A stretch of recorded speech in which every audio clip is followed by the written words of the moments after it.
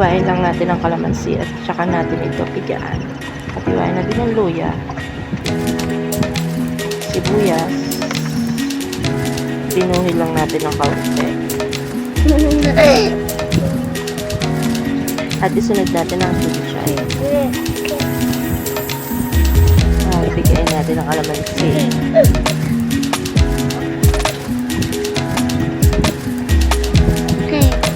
Ito na ang dinurog na bawang. At ito na charan. Yan, tapos papasok natin sa loob lang ng chicken yung luya, sibuyas, bawang at konting kimchi. Lalagyan din natin ang paminta at magic sarap. Saka natin ito itatali ng kitchen twine. Magpapakulo tayo ng luya, daon ng laurel, asin, at pressure cooker natin siya para juicy siya at malambot na malambot. Ayan, hintayin lang natin tumunog yung pressure cooker. Palamigin at magigisa tayo ng bawang, sibuyas, luya.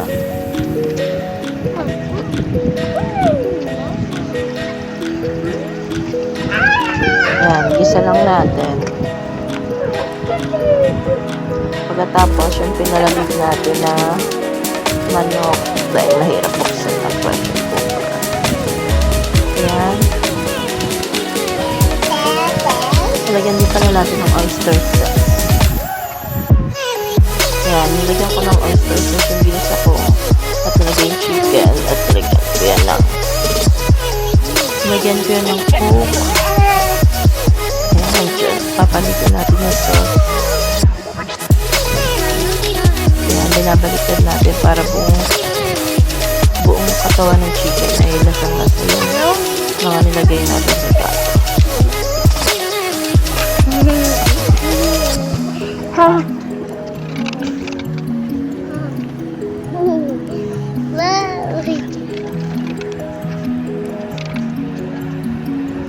Kaya pagkatapos, nilagyan ko lang siya ng pampalapot.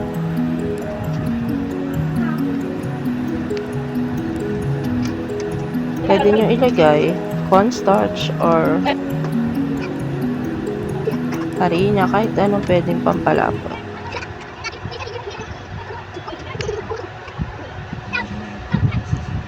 Yan, hintay lang natin siya lumapot.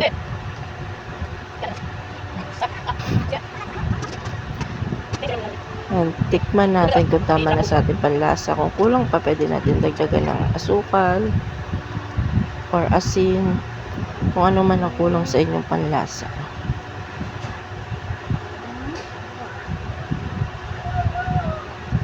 Yan, maluluto na siya. Lumalapot na yung sabaw.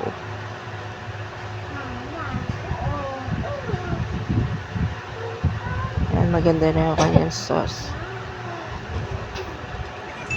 Ayan, charan.